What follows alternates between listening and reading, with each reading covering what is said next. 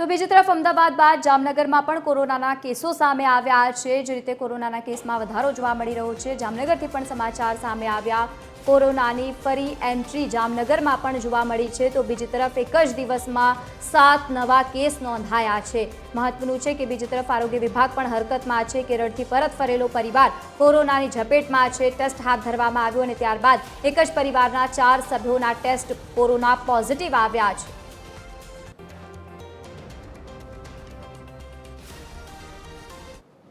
Travel history 5 કેસમાં જોવા મળેલી છે, 5 કેસમાં ટ્રાવેલ હિસ્ટ્રી જોવા મળેલી નથી।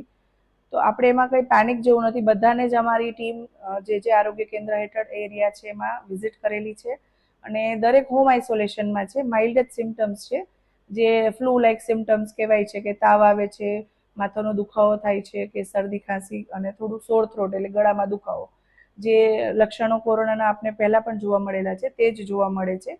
પણ એ માઇલ્ડ અને હળવા હોય છે અને બહુ ઝાઝા સમય સુધી ટકતા નથી। તો પેનિક થવાની જરૂર નથી, પણ સાવચેતી ખૂબ જરૂરી છે।